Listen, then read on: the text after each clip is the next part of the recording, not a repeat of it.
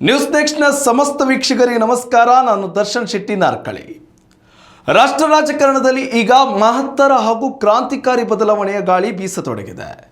ದೆಹಲಿಯ ರಾಜಕೀಯ ಅಂಗಳದಲ್ಲಿ ಹರಿದಾಡುತ್ತಿರುವ ಆ ಒಂದು ಸುದ್ದಿ ಇಡೀ ಇಂಡಿಯಾ ಮೈತ್ರಿಕೂಟದ ನಿದ್ದೆಗೆಡಿಸಿದೆ. ವಿಪಕ್ಷಗಳಿಗೆ ಕಂಟಕವಾಗಿ ಆಡಳಿತಾರೂಢ ಬಿಜೆಪಿಗೆ ಹೊಸ ಬಲ ತುಂಬಲು ಎನ್ಡಿಎ ಮೈತ್ರಿಕೂಟ ಸಜ್ಜಾಗಿದೆಯಾ?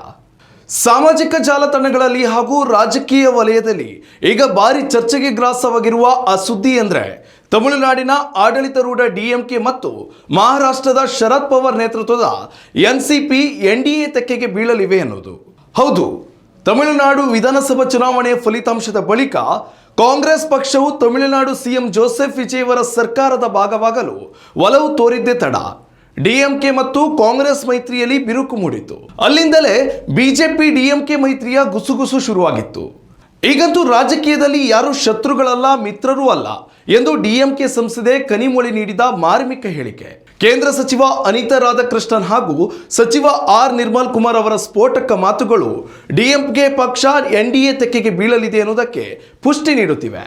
ಇನ್ನೊಂದೆಡೆ ನೋಡೋದಾದ್ರೆ, ಪ್ರಧಾನಿ ಮೋದಿ ಜೊತೆ ಸದಾ ಉತ್ತಮ ಬಾಂಧವ್ಯ ಕಾಯ್ದುಕೊಂಡಿರುವ ಹಿರಿಯ ರಾಜಕಾರಣಿ ಶರದ್ ಪವಾರ್ ತಾವೇ ಮುಂಚೂಣಿಯಲ್ಲಿದ್ದು ಈ ಮಹಾಮೈತ್ರಿಗೆ ಸಂಧಾನ ನಡೆಸುತ್ತಿದ್ದಾರೆ ಎನ್ನಲಾಗ್ತಿದೆ. ಮೂಲಗಳ ಪ್ರಕಾರ ಈ ಬೃಹತ್ ಮೈತ್ರಿಗೆ ಭರ್ಜರಿ ಗಿಫ್ಟ್ ಕೂಡ ರೆಡಿಯಾಗಿದೆ. ಎನ್ಸಿಪಿಗೆ 1 ಹಾಗೂ ಡಿಎಂಕೆಗೆ 2 ಕೇಂದ್ರ ಸಚಿವ ಸ್ಥಾನಗಳು ಫಿಕ್ಸ್ ಎನ್ನಲಾಗ್ತಿದೆ.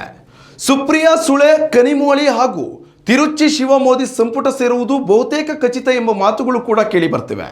ವಿದ್ಯಾರ್ಥಿಗಳ ಪ್ರತಿಭಟನೆಯಿಂದ ಧರ್ಮೇಂದ್ರ ಪ್ರಧಾನ್ ರಾಜೀನಾಮೆ ನೀಡಿದ ನಂತರ ವಿಳಂಬವಾಗಿದ್ದ ಕೇಂದ್ರ ಸಚಿವ ಸಂಪುಟ ವಿಸ್ತರಣೆಗೆ ಈ ಮುಂಗಾರು ಅಧಿವೇಶನ ಮುಗಿಯುತ್ತಿದ್ದಂತೆ ಮುಹೂರ್ತ ನಿಗದಿಯಾಗುವ ಸಾಧ್ಯತೆ ಇದೆ.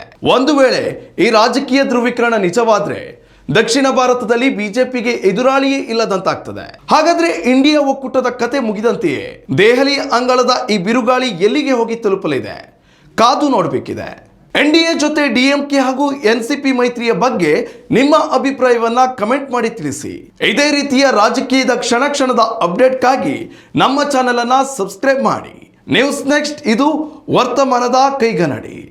ಉತ್ತಮ ಸಂಸ್ಕಾರಯುತ ಶಿಕ್ಷಣದೊಂದಿಗೆ VSS English medium CBSE school, Udupi Muddur. ನರ್ಸರಿಯಿಂದ 10ನೇ ತರಗತಿವರೆಗೆ ಶಿಕ್ಷಣದ ಜೊತೆಗೆ 5ರಿಂದ 10ನೇ ತರಗತಿವರೆಗಿನ ವಿದ್ಯಾರ್ಥಿನಿಯರಿಗೆ ಉತ್ತಮ ಹಾಸ್ಟೆಲ್ ಸೌಲಭ್ಯವೂ ಇದೆ. ನಿಮ್ಮ ಮಕ್ಕಳ ಪ್ರವೇಶಾತಿಗಾಗಿ ಈ ಸಂಖ್ಯೆಗೆ ಕರೆ ಮಾಡಿ.